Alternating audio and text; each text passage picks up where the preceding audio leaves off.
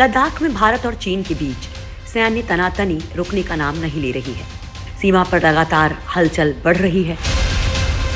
दोनों ओर से हथियारों की तैनाती भी तेजी से बढ़ाई जा रही है। चीन की सेना ने वास्तविक नियंत्रण रेखा के पास अपनी मौजूदगी और ताकत बढ़ा दी है।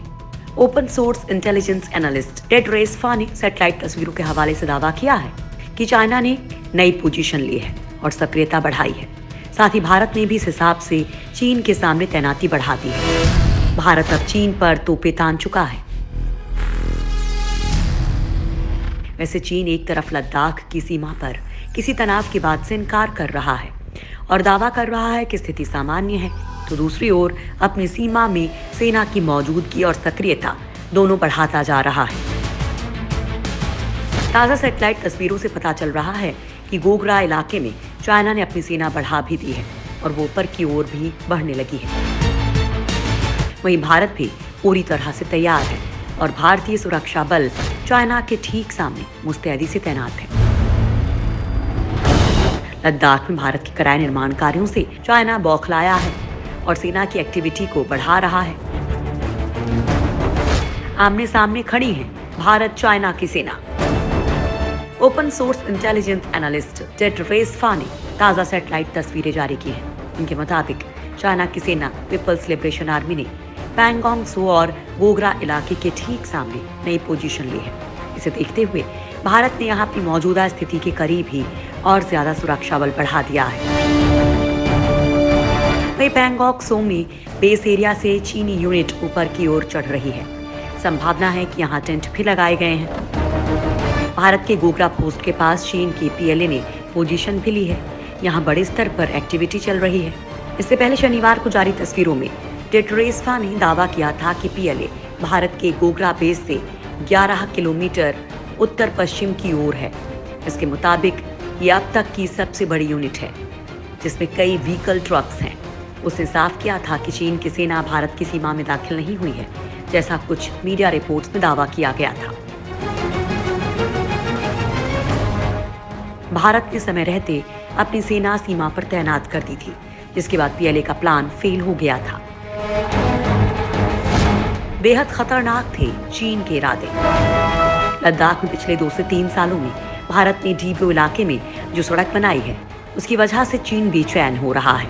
चीन ने एलएसी के पास करीब 5000 सैनिकों की तैनाती की हुई है।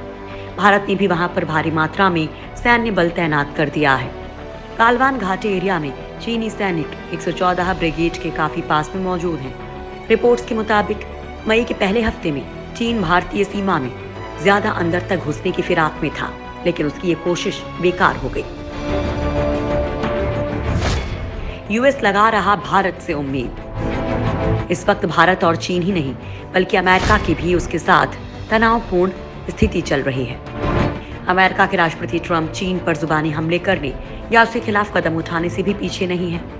चीन भी समय समय पर अपना रुख साफ कर देता है कि वो झुकने वाला नहीं है। इस बीच अमेरिका के चिंतकों और नेताओं की ऐसी राय बन रही है कि चीन के साथ कोल्ड वॉर जैसी स्थिति में भारत उसका सहयोगी साबित होगा। इसलिए अमेरिका की विदेश नीति में भारत को ऊंचा स्थान मिलना चाहिए।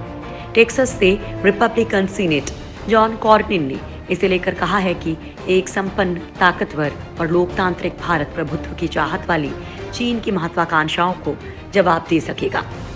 जॉन ने द वॉल स्ट्रीट जर्नल में अमेरिकी अकादमिक वॉल्टर रसल मीड के आर्टिकल को शेयर करते हुए ऐसा कहा है। इस आर्टिकल में मीड ने कहा कि भारत को उसके ग्रोथ रेट को बढ़ाने में मदद करना अमेरिका की विदेश नीतियों के लक्ष्यों में सबसे ऊपर होना चाहिए। मीड ने तर्क दिया है कि अमेरिका ने लोकतांत्रिक देशों को अमीर बनने में मदद की और कोल्ड वॉर जीता था। अब वक्त आ गया है किसी तरीके का इस्तेमाल भारत से शुरू किया जाए। उन्होंने भारत को अमेरिका का स्वाभाविक साथी बताया है। कोरोना वायरस की महामारी, साउथ चाइना सी में सैन्य ताकत के प्रदर्शन और हांगकांग में चीनी दखल को लेकर अमेरिका से उसके रिश्ते तनावपूर्ण होते जा रहे हैं।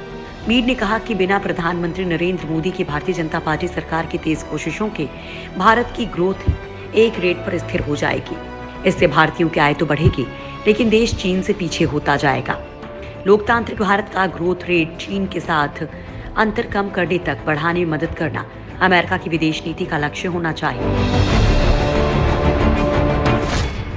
अमेरिका ने उठाए कड़े कदम।